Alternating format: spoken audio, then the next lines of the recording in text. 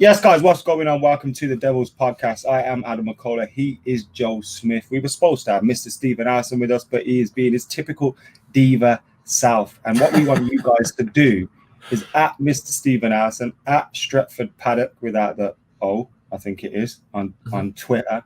The second, though. What should we get them to tweet, Steve, with abuse? Like what? Bring back Steve. Hashtag bring back Steve. That's too nice. That makes him feel appreciated. We need to make him feel like he's let everybody down. Feel some shame. Yeah. No shame. Shame on you. Shame on you. Steve. Yeah, shame on you. Just tweet Steve the 3 words. Shame on you. At Mr. Stephen Allison. At Stretford Paddock. And it's a guarantee one of you will be involved in an argument with Stephen Allison over the weekend because he'll take it the wrong way and it will unfurl tragically. But get involved and get that engagement going. But we're here to have a little chat. We've got Harry Maguire to talk about, Bruno Fernandes to talk about, the Newcastle game to talk about, Golden Boy to talk about. Wasn't that a film back in the day with Eddie Murphy? Golden Child. Was it? Golden Child, maybe. Was Eddie Murphy in that? Or am I confused? I don't think I've seen it. You've never seen Golden Child? Well, you don't know that much about it to say you've seen it. No, I do, because it was a little bald kid, and I remember my brother shaved his head and we used to call him the Golden Child. Yeah, Eddie Murphy was in it, and this was the kid in it. Golden Child. He definitely looks like it's a child. You don't remember this film? No. Honestly, I don't know if I've only seen about 3 Eddie Murphy films. Which one? Sacrilegious as that is to say. Which was that? It can't be Nutty Professor 1 and 2. Why can't it? Why couldn't it not be at least 2 of them? Okay, but have you seen his stand-ups then? I've seen Dr. Dolittle. No. What? No. I've seen it. Yeah, I've seen his stand-up. What do you think? Yeah, really good. Delirious and Raw. Delirious is the one. Is the main one I've seen. Some of it hasn't aged greatly. Some of it's a bit aggressive these days. Yeah, nowadays you get cancelled for a lot of it. But anyway, let's move on from that. Harry Maguire. He may as well have been cancelled this week, the way the internet's been reacting to Maguire. First up, let's talk about it from a footballing perspective, because we have to put everything into a footballing context, because that's what we're here to talk about. Do you know what I mean? What is going on with Harry Maguire right now? He looks mentally, he just looks shaken. I know we'll move on to that a bit more, but physically on the pitch, what is going on is he's making mistakes more than he did. And I know people would give him stick last season and say he wasn't worth the money and all that. And most of the criticism seems to be centered around this £80 million price tag that he's got, or that he had last season. But what is happening on the pitch is he's making a lot of mistakes this season. And pretty much since lockdown, we came back from lockdown, he hasn't looked himself, I don't think.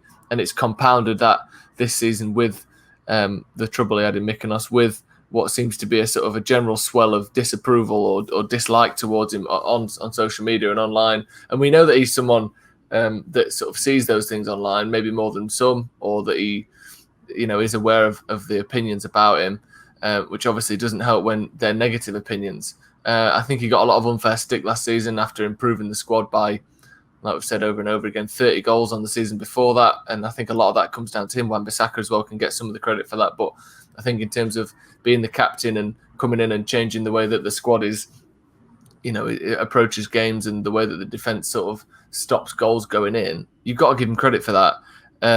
But he didn't always get that. And then on to that, what I see as sort of semi unfair treatment of him anyway. You run to the fact that now he is performing very badly for England and for Manchester United.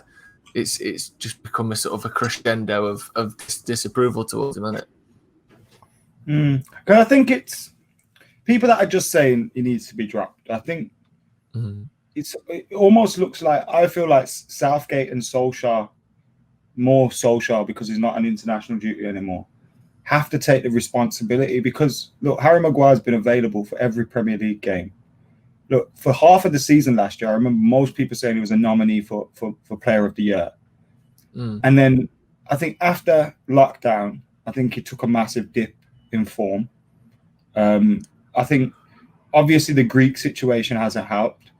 Whoever's fault you want to, put wherever you want to put the blame on that, we know it hasn't helped. At a time when he should have been taking his mind off the game, relaxing, recuperating, mentally, he would have been all over the shop. Do you know what I mean? Like, and then to come back, no preseason, straight back into the team, a team that is performing badly, and he's contributing to that. So it's not like he's not to blame, but he's contributing to that. And then to go to England when you're away from everything, and you think maybe I can go away and get a little break, and then it happens again. And I think seeing him trudge off that pitch yesterday, I believe he should be held accountable for poor performances. But I'm a bit soft in that I see the human side in everybody, and kind of just looking at him walk off like that. Like, I just felt like someone needs to go give him a hug, firstly. But secondly, like, I think he just needs to be give him 2 weeks with his family or something. Obviously, don't send him to Greece or anything like that, but give him 2 weeks away from everything, out of the spotlight, and then say, come back and fight for your spot. Do you know what I mean? Because I think as well, with the armband, he's kind of given a spot at the moment that he maybe hasn't earned. But then again, every other defender's been poor, so it's not just him. But I think maybe at the moment, because he's got the armband, 80 million, Ollie feels pressured into playing him every week. Just take him out the firing line. I think playing him against Newcastle, I don't see what benefit comes of it, because I don't see him just switching it on like that at the moment. It's hard to know, innit? And some players benefit from playing him through the bad times. People like Wayne Rooney, I always thought, was someone who you get the best out of him, or the best way to bring him out of a difficult time is to play him and let him prove the haters wrong, or prove the press wrong, or prove whoever wrong. We've seen that multiple times with Wayne Rooney. Other players, they need, like you said, give him a break, take him out the firing line, let him take a minute, a back seat a little bit for a while, and sort of recuperate and recover. The problem is with mental health problems, and we are, I'll admit, assigning problems to him that we have no real evidence exist. But I was going to say it's a bit. In terms of, I wouldn't. You know what I mean? It is a bit dangerous, but let's not call it mental health problems. Then let's call it the pressure, stress that he has undoubtedly been put under.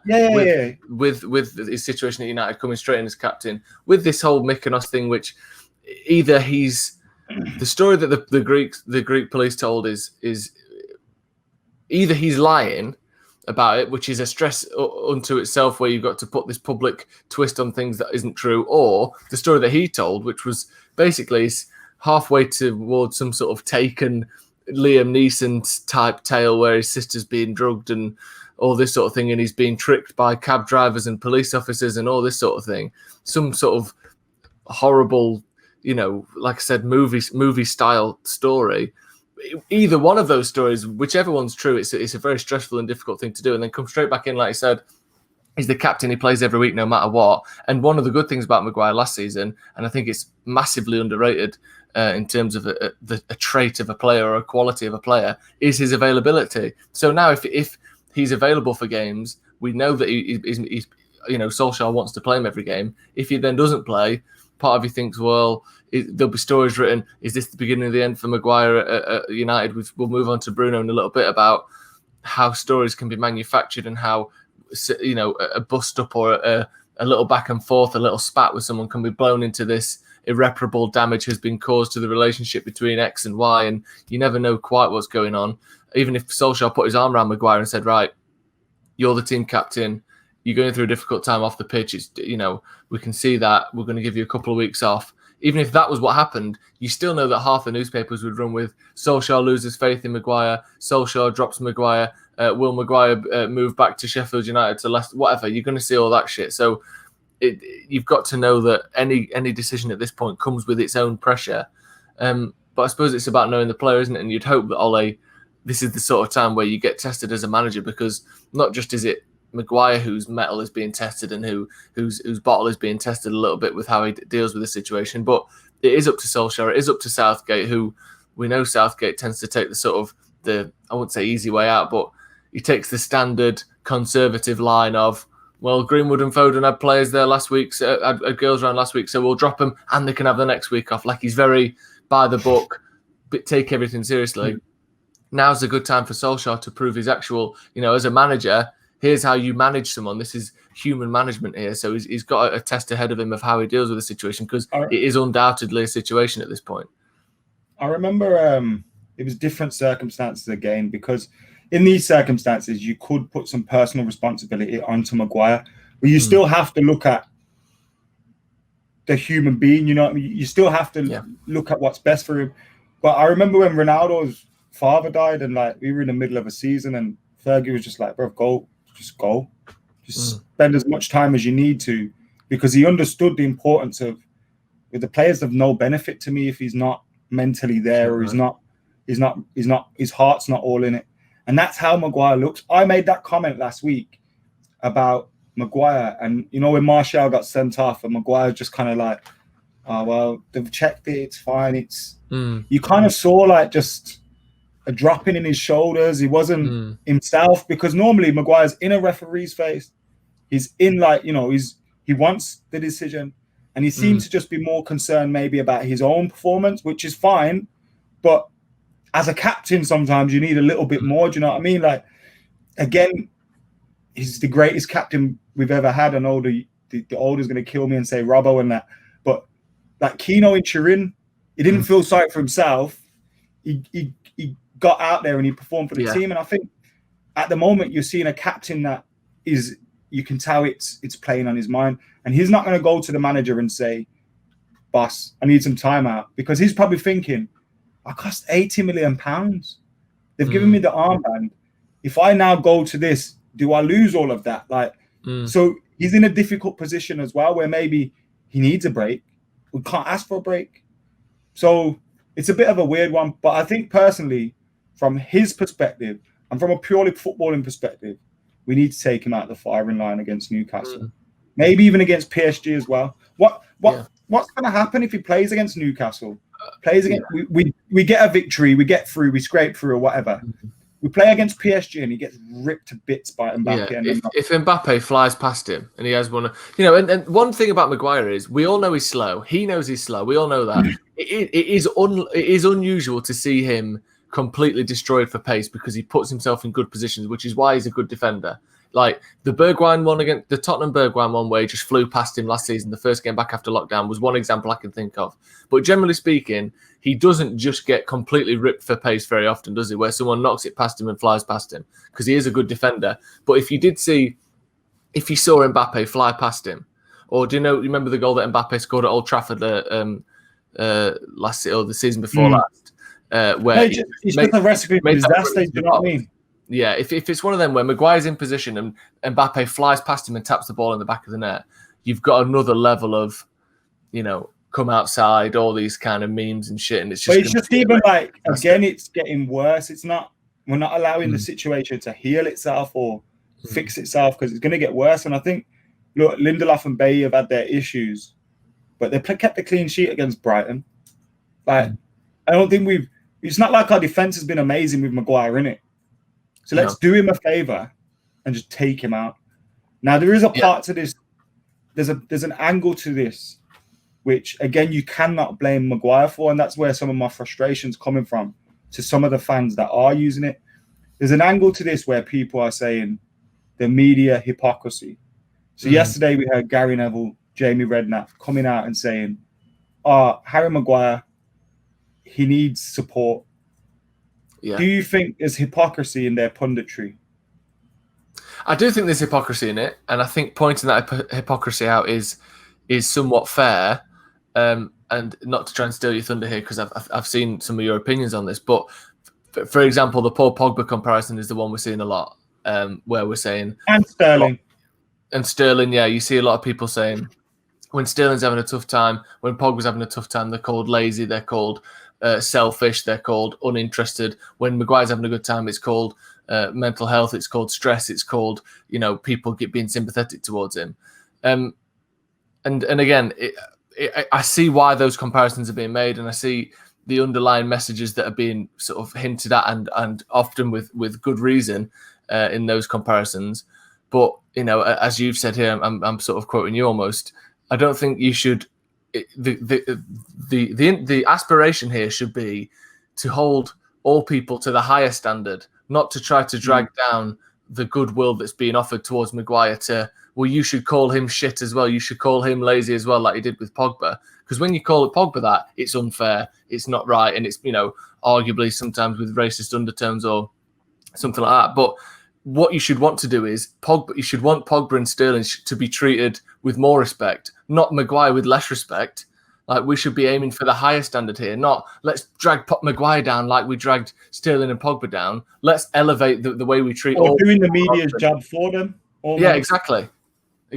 Yeah, it's a bit mad. And I think some people can't see that you can, like, people's, like, how they understand things is crazy at the moment. Like, because of this world where you either need to be fucking Ollie in or Ollie out, Wenger in or Wenger out.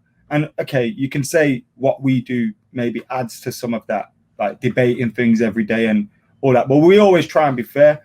And I think people can't understand that like the comprehension. You can easily think Harry Maguire needs to be dropped. Harry Maguire gets better treatment off the media.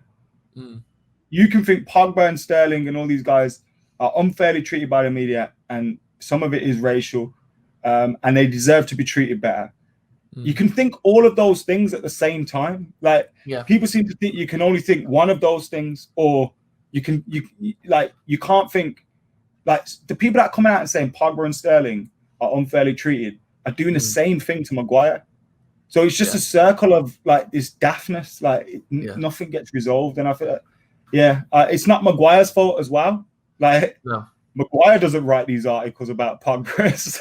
Like, he doesn't. So I think people should use these as examples that when Pogba and Sterling and others are unfairly treated, show them these articles, show them clips of Raheem of them talking about Maguire, because then that's when you're making your point. Like, I know for a fact, Pogba, if he goes to Mykonos, has a scrap, gets put in court, comes back, continues to have a mare. We know the angles on that story are very different. It's thuggery and it's violence and it's this, that, and the other. It's not. Maybe he didn't do anything. Do you know what I mean? Like, it's different. Do you know what I mean? And what people would do as well is they would call up examples of his character that really have nothing to do with anything. Let's say it was the exact same situation with Pogba. People would say, "Oh, we've seen before. He does this." They would find any excuse to make out like this is probably true. He probably did beat someone up, even though he's not like that. Or people, like I said, it would be thuggery and football gone mad. And here's how much his wages are. Here's how much all this is. Everything gets brought up. All that sort of stuff that you would see. I think one slight difference, obviously, is the criticism that Pogba got for saying that he wouldn't mind going to Real Madrid. I think some of that was valid, and obviously that was the most recent criticism that Paul Pogba has received, I think, in terms of an off the field thing anyway. But generally speaking, we all know that Paul Pogba down the years has just been a dartboard pretty much for anyone who wants to slag off anything. He costs a lot of money. He seems to be happy. He seems to enjoy his life, which is something that you're not allowed to do unless you're winning the Ballon d'Or. He danced once. Oh my God! He played basketball. He threw a basketball. Right. Do you know when you throw a basketball and it puts loads of pressure on your ankle somehow? Yeah. He wasn't allowed to do that because he wasn't quite fit, but he could throw a ball. Yeah, and I just think it does get ridiculous. We've seen it. It does get absolutely ridiculous.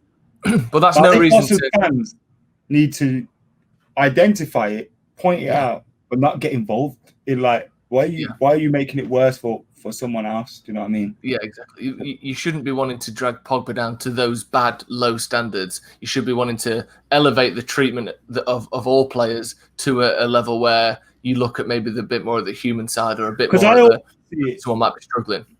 Because I also see it in, and this again, it doesn't come down to race. It maybe comes down to xenophobia rather, or the media's willingness to rush and protect anything that's associated to England. But you see it in the way they talk about De Gea and Pickford. And David De Gea has got a lot more credit in the bank than Jordan Pickford. Do you know what I mean? And every time Pickford makes a mistake, it's, oh, well, keepers make mistakes, Yeah, he's still England's number one.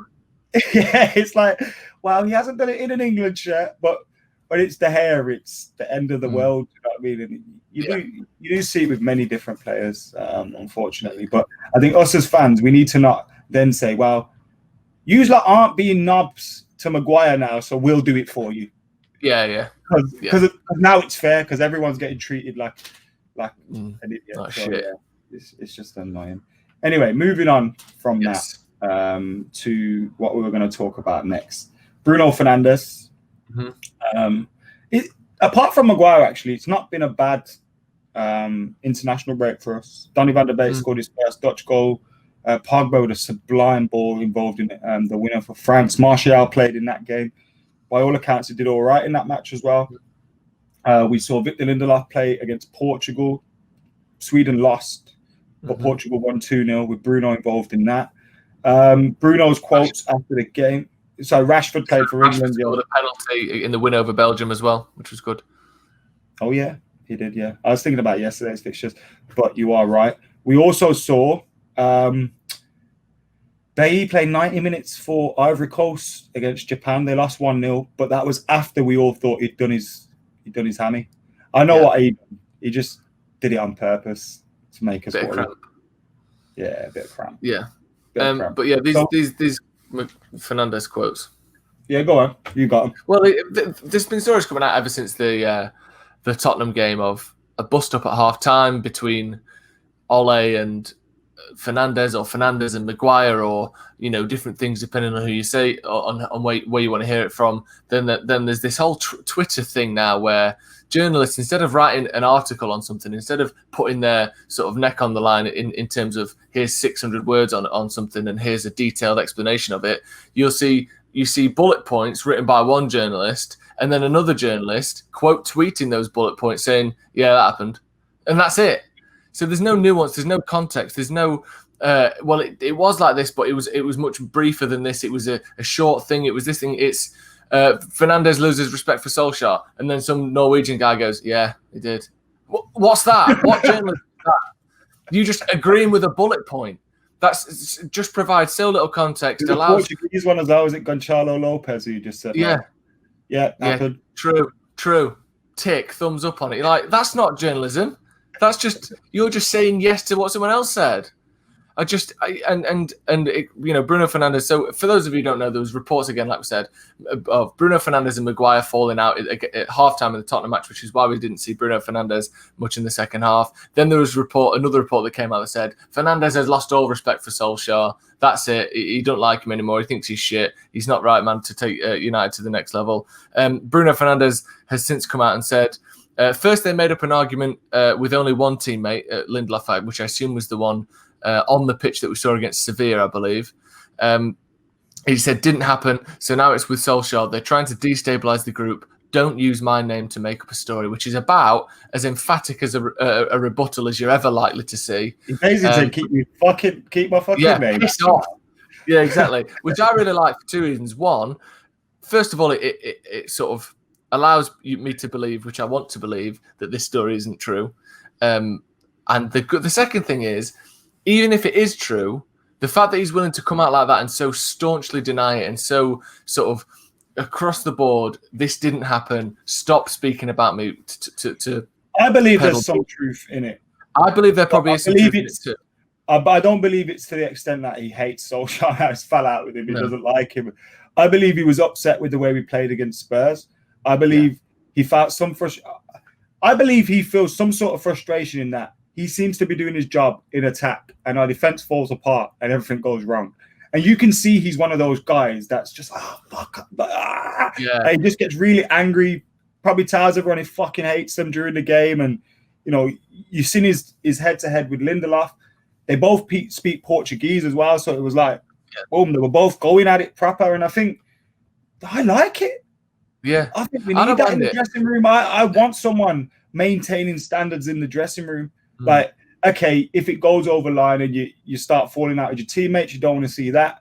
But I don't mind that. We need there were quotes that he was saying, we're Man United, what is going on? Like, how is this happening at halftime against Spurs? And because he'd lost his head so much, he couldn't go back out. Well, first off, that reminds me on the kickoff, I like nearly went at halftime. Like I was gone.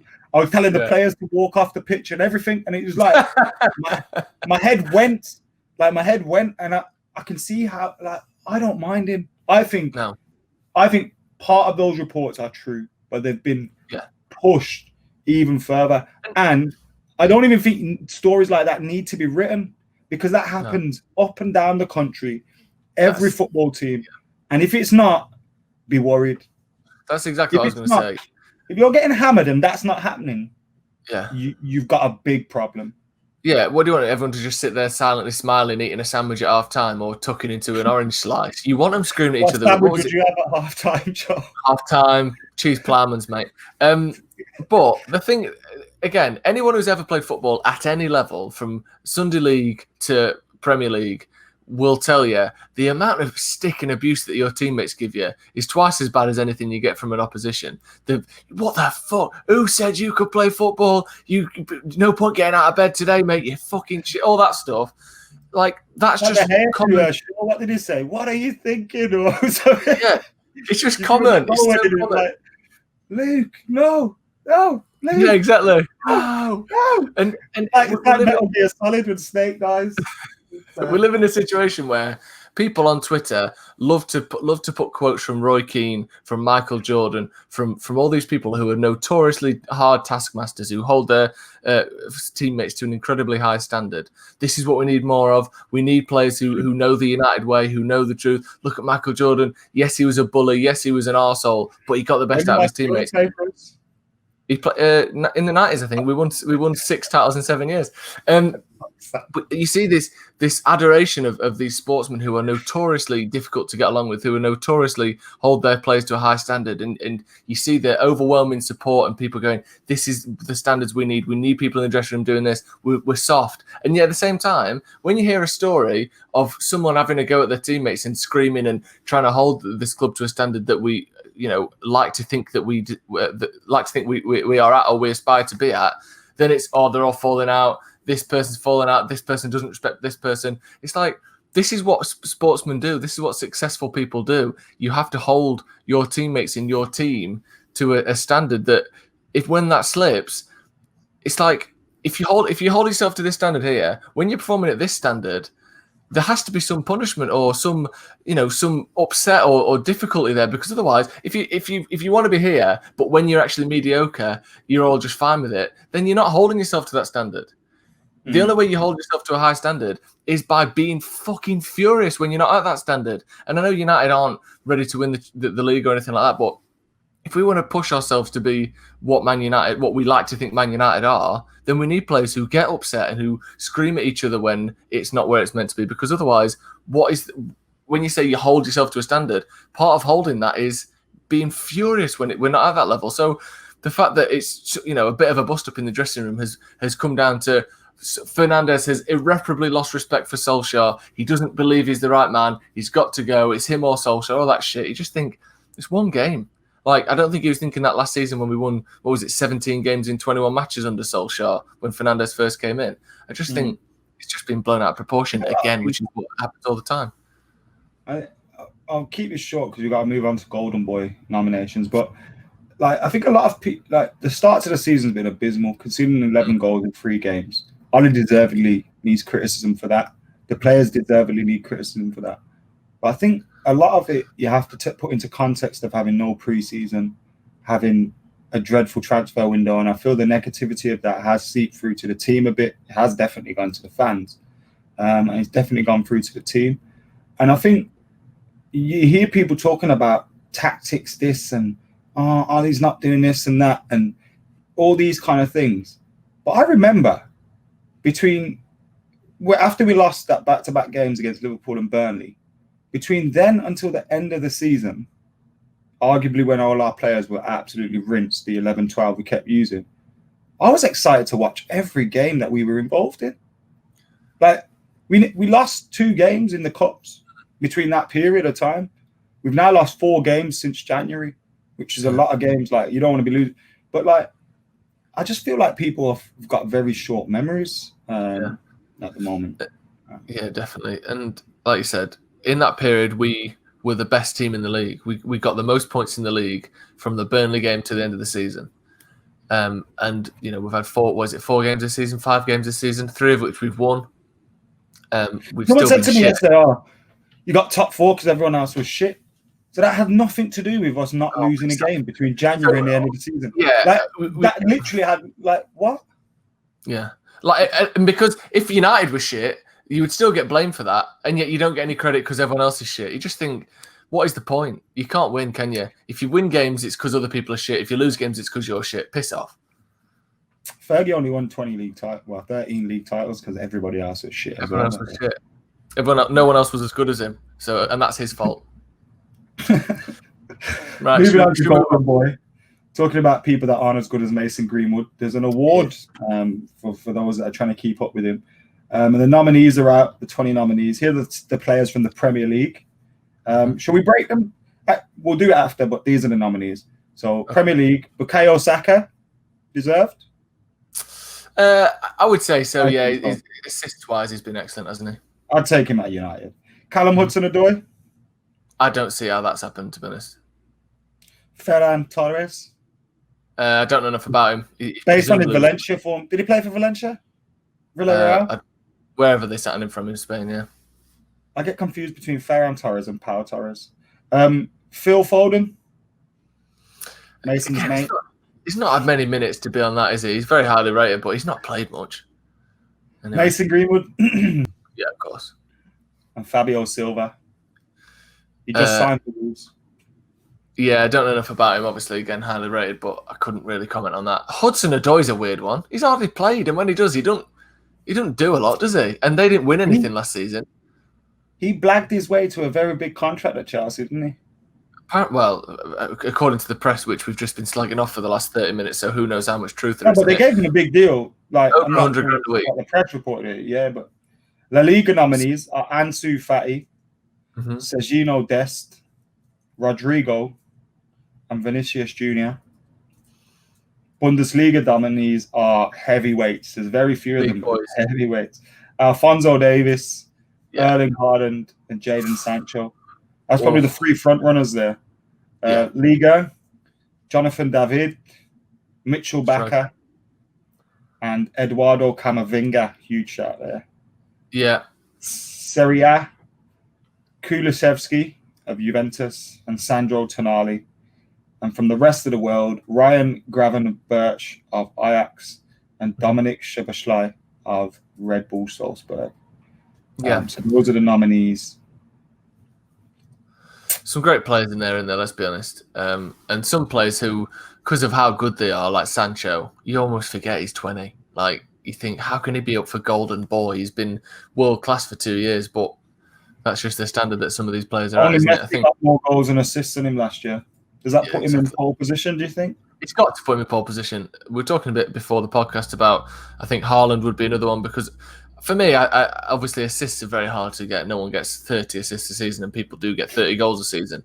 But scoring a lot of goals as a young lad is very impressive to me. I always think because it's one of those things where you're sort of not a role model, but you have to be the focal point of a team to get that many goals that Haaland got. You just think that's a lot of responsibility on a young kid's shoulders where we expect you to win games for us.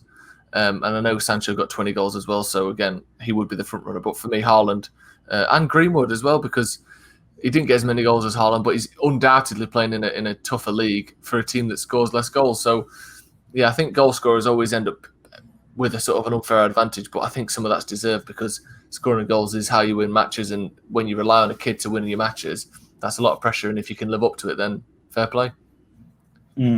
Last year's winner was João Felix. Matis de Ligt won the one before that, Kylian Mbappe. United have had 4 winners play for them. Now, the award's been going since 2003. That's your clue.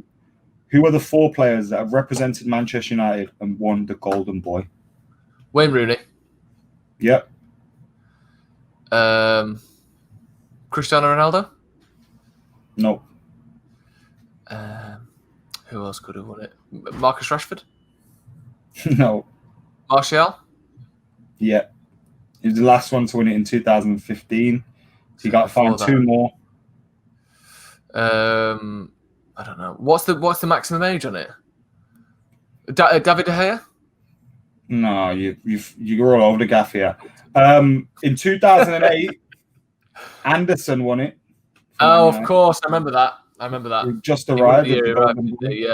Yeah. Paul Pogba won it in 2013. He was playing for Juventus at that time, but he won it. And Anthony Martial in 2015. Wayne Rooney in 2004. Fucking hell. Oh, how's that Rooney? Wayne Rooney really lived up to that, didn't he? Who do you think is going to win it? I would guess Sancho will win it.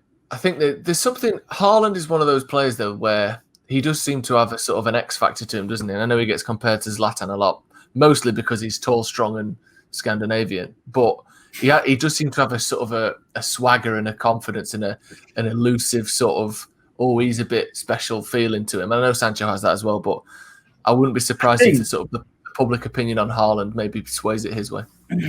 Haaland can be nominated next year. So I think Sancho wins it this year. Haaland potentially next year. Is possibly one way to go. Mason Greenwood, it's a shame he doesn't play for a good Manchester United team. Yeah, or for Dortmund by the look of things. If he played for Dortmund, he got 30 goals last season, easy. He definitely would. Oh, easy. If he played in France. Yeah, imagine playing at Mbappe would have to work at McDonald's if Mason Greenwood played in France. He definitely would. Yeah, but Mason, obviously, incredible season last season, 17 goals. Also, let's not forget, he's 18 as well. He just turned 18 last season, halfway through the season. So he's still got 2-3 years to win it. Exactly. Whereas these lads are 20. I know it's not much different, but imagine Mason Greenwood's improvement in 2 years. I think there's still plenty of time for him to win it for sure. Most def. Next up for Manchester United, Joe, it's Newcastle. What's your thoughts on this pay-per-view thing? What are we doing on Saturday for the watch-along? Are we'll find a way to watch the game is what we'll do, Adam. Are we going to pay for it? I don't know how we're going to do that. I don't know if you pay through it for the pay-per-view. Do you get it through Sky Go still or what? I'm not quite sure how that works. It's like getting the boxing, but my question to you is, are we paying for it? Well, I mean, what can we say on here? I don't know what we can say. What I will say is... That's your answer. What I will say is any person that deems it so unnecessary a fee to the point where they find an unofficial stream, I would not bat an eyelid at that, and I wouldn't think that was unfair or scamming the system or being dodgy or anything. Personally, I think it's a real shit move by Sky personally, and the clubs that endorsed it. It is a bit of a mad one, isn't it? Yeah, I would be up for us not paying for it. I think it gets to a point where it's just like, all right, how much more money do you want out of us? You know what I mean? And 15 quid. Like, I could understand if it was a fiver. Yeah. Fiver. Yeah. Not too bad. And the thing as well is, we know for a fact, and I said this before, but it started off, it was meant to be the 3 o'clock games where you can watch them for 15 quid. Well, we're playing 8 o'clock. So what's that? They moved the kickoff as well. Exactly. They've moved it because it's now being built around a televised schedule, which is exactly what we're going to see. It was meant to be, usually the games at 3 o'clock kickoffs that weren't on telly were the, least desirable matches, because obviously Sky picked the biggest matches to watch because they know to view, because they know that they'll get the biggest figures. But whereas now they're going to pick the biggest matches to be on this because they get 15 quid a go on this. So don't be surprised to see United every week, or City, or Liverpool, or Chelsea, or Tottenham being put on this 15 quid thing, and they'll put the lesser teams on their usual slots because it makes them more money. Anything that can be used to make more money will be done. It's not like, here's an option, by the way. Here's these games that are at 3 o'clock. You can watch them at 3 o'clock if you want because we're doing you a favour. It's going to cost you 15 quid because it costs a bit of money. It's not that. It's, here's another way to make even more money. And it's just absolutely ridiculous. And the people that already pay for Sky... Is it any better that the money goes to the Premier League and not to the TV companies? Because as far as I'm aware, no, because they're running costs out of it, and then the money goes to the Premier League. For me, it's not, because that money goes to the Premier League one way or another anyway. The TV companies pay the Premier League the rights to watch the matches. So the Premier League then distributes that money down to the clubs anyway. Obviously, I'm sure they take. I don't know exactly how the finances work in terms of what they take out of those deals. But those deals that you see, 1.5 billion, 2 billion, all that sort of stuff, that money goes to the football teams anyway. So they're just getting extra money now. It's not like they didn't. I'm sure some of it was changed with COVID and stuff. But they just need more money all the time. And the fact that it's costing 15 quid to watch one match. Whereas usually, what is it, 20 quid? You get Sky Sports for the month on top of your usual subscription, 30 quid for the month. You might get to watch your team 3 times in that and 10 other matches. Whereas now it's 15 quid a week to watch your team. And they say it's 15 quid for the premium product. But if it was so premium, why didn't you pick it to be on TV in the first place? Yeah, exactly. Do you know what I mean? Exactly. Like, it's so premium. Here's the games that we didn't want to televise, but now we'll televise them for you. And you can pay 15 quid for them. And you can pay more than you ever did before. And you can pay more as well than it costs for some tickets in Premier League grounds. You know, kids' tickets or student tickets in some stadiums. I know 15 quid would be very cheap, but like you see that occasionally. You see, this game hasn't sold out. There's tickets on the door for a tenner, this sort of thing. And you're charging 15 quid to watch it in your own house. Well, it's half the price of an away ticket, isn't it? Because they've been capped at 30 quid. 30, yeah, exactly. But even so, it's not half the product, is it? And you can't smell the onions. You can't.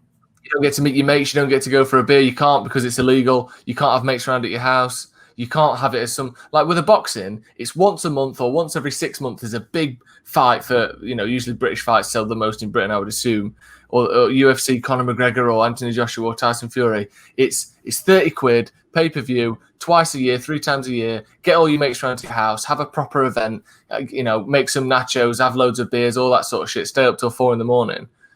Whereas this, no one's allowed to come around because there's COVID. It's 15 quid for an 8 o'clock kickoff on a Saturday night.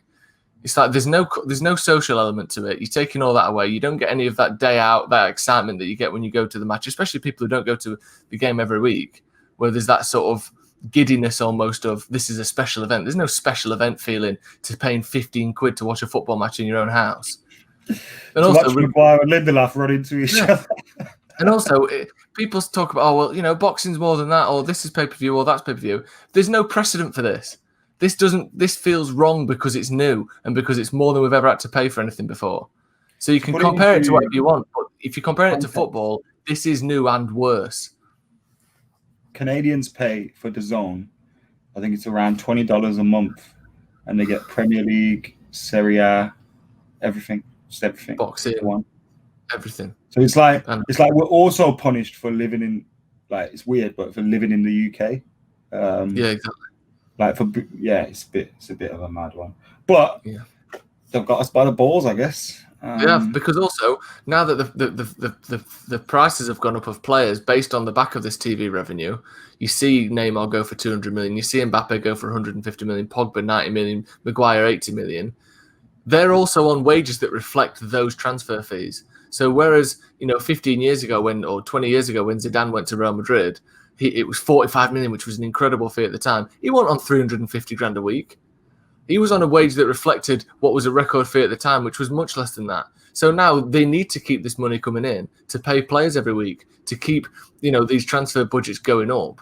We can't go back now, but they've made it so that what happens is when they need to reflect the cost they are spending on players, they have to charge the consumer 15 fucking quid to watch a match at home. And it's only when this happens and it boils back down to the normal person, do you realise how ridiculous things have got? It's mad. Shit. Like, I feel like it'd be difficult because it make it difficult to get tickets and but some clubs, like for Manchester United, for example, they could almost let fans free at the gate. Like the amount of money they make, they could almost do that. Obviously, they're not going to, and it's understandable you're going to charge for a ticket. But like to some clubs, the gate receipts are so little that obviously lower down the pyramid, they rely on those. But like some of these, they don't need that. They don't need that. Well, they say that, but what is it, 5 million quid a match day that United make apparently? And you think, 3-4 mil. 20 games a season, that's, 50, 60 million, which obviously as a percentage of their overall, net income would only be maybe 10%. So yeah, maybe for the sake of, imagine it was free entry at United. Obviously, you had to apply through a ballot. And Well, all you that could sort of even half the price. Yeah, it's 200 quid season tickets. 200 quid season tickets, 15 quid entry, 5 quid for kids. Imagine that. The joy and the amount of goodwill that they would get from doing something like that. And that way, you'd almost go, well, the fact that we fucked up in the transfer market again, at least we're letting this product be seen by as many people from different backgrounds. We can pay for what we see. Yeah, exactly. It's shit, but it's cheap. Whereas now it's shit and it's fucking 50 quid a ticket. Yeah. Anyway, so the Newcastle match. What are you thinking? Are you nervous? Away, obviously.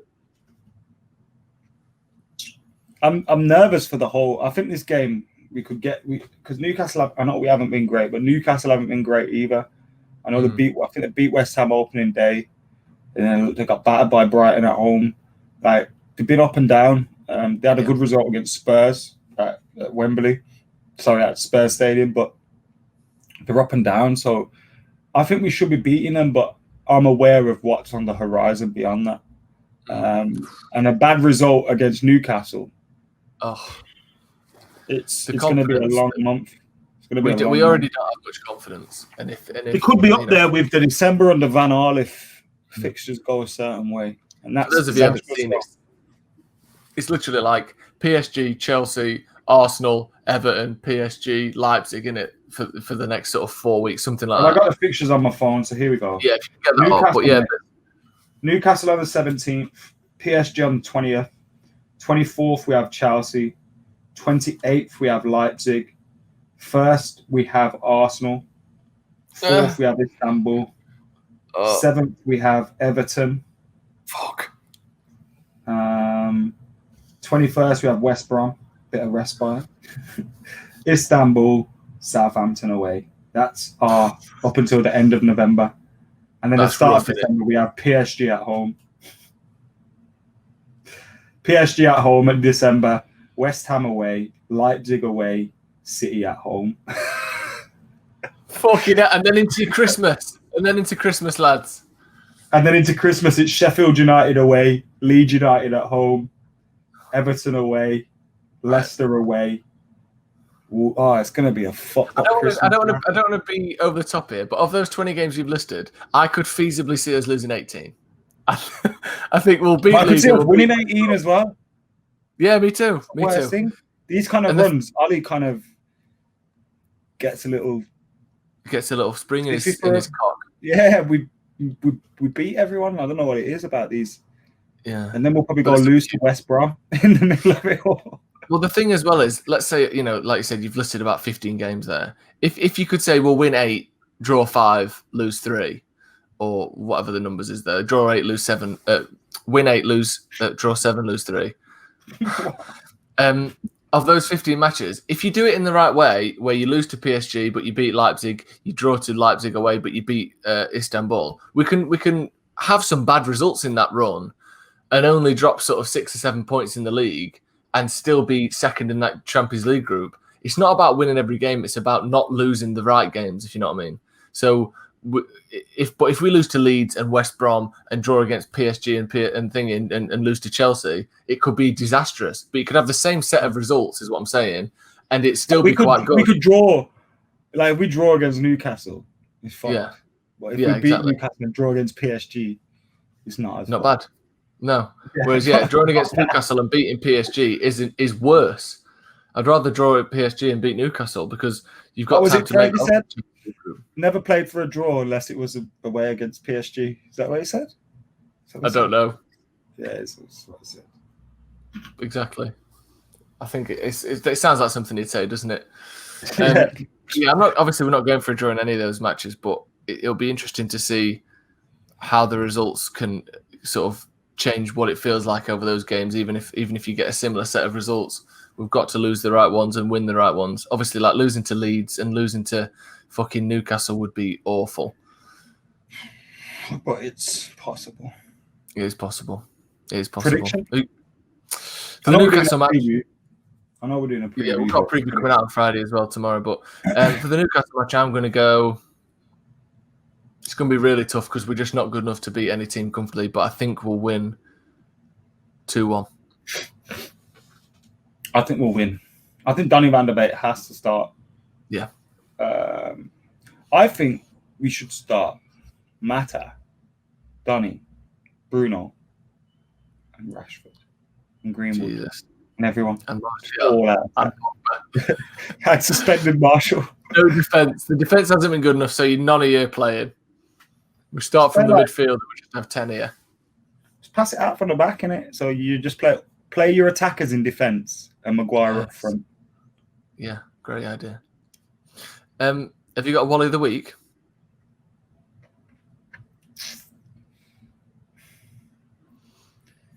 We know who it is, but I'm not going to give it him because we're trying to be nice. Steve, for not coming on the podcast. Don't forget to at Mr. Stephen Allison at Stretford Paddock with what was it? What was it? Like you're a disgrace or something. I can't remember what it was. Right. Oh, well, we said it at the start, so I don't remember. Yeah, we said it at the start. Go back and check.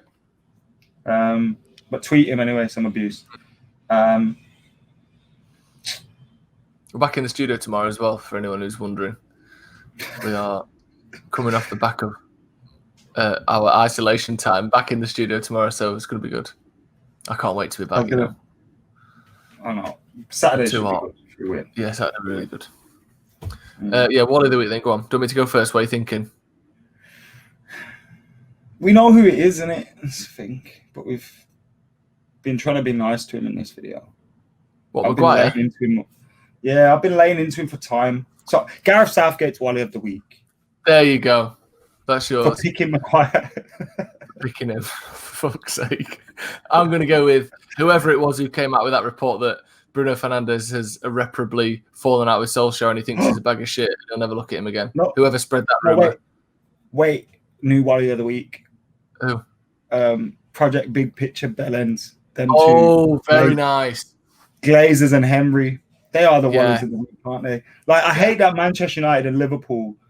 Well, I don't care what happens to Liverpool's name, but whenever you see a headline, it's Manchester United and Liverpool take on the Premier League, but it's not actually that. It's these people that have taken control of these clubs. Yeah. And like, obviously they represent us, but it just makes me feel a bit sick that these American businessmen, forget what nationality are, these guys are basically doing it for their own needs. And what they've done to United, which is pillage us and take all our money, they're trying to now do to the Premier League. It's no surprise, is it, that someone called Henry is trying to hoover up all the money in the Football League? That's no surprise to me at all. And a Glazer's being a leech, it's no surprise. No, exactly. Been doing it for 15 years. More if you ask the Tampa Bay fans. The bastards. But they got Tom Brady, though, as far as that's all. Yeah, that's all that matters. A 43-year-old Tom Brady who's won 6 Super Bowls with another team who was really good around him. Is that like do you reckon that they'd probably bring Ronaldo back and give him $500,000 a week when he's 39, won't they? Yeah, that's exactly what it is. Get Ronaldo after his contract at Juventus is finished up. He's retired from international football, and you get him in on a free. Signing on fee $30 million. Yeah, agent fee $30 million. $1 million a week wages. But we can't sign Sancho. No, too expensive. Oh man, I'm so certain he was going to be playing for us. You know, I can't even believe it. I still haven't admitted it to myself because we haven't played since the window. I'm pretending he's injured. I'm still thinking, what if they just do something like maybe they said, "Oh, guess what? I'm expecting him to just, like Fergie used to sometimes say that someone was injured and then play him anyway in the press conference." I'm expecting we couldn't get all of our targets, and then the next day, oh my God, that Sancho's music, WWE style, is on the lineup for Sky Sports. On deadline day. That's what I was hoping for. But I'm still hopeful. Just because the deadline's ended, don't mean the deal can't still be done, or that it hasn't been done and hidden. Sancho will play against Newcastle. I'm telling you right now. That's what that surprise party was about. It was to celebrate his move. Yeah, exactly. So yeah, should be fun. Anyway, that's it for today. Thank you for tuning in. Don't forget to get your abuse into at Mr. Stephen Allison at Stretford Paddock on Twitter. You say you call him a letdown, sellout, That's a good one. So that sounds good. The Virus of Stretford. Corporate Shill. Yeah, that's a good one. Yeah, just call him a Tory as well if you want. Just ask him where was he when we needed you the most? Because he wasn't here. Anyway, Joe, anything you want to say? No, just happy to be back on the watch along on Saturday for the Newcastle match. Back to sort of more regular programming on the channel. Back in the studio. Back with a bang. Back with a bang. Back with a bang. We'll be back. See you later.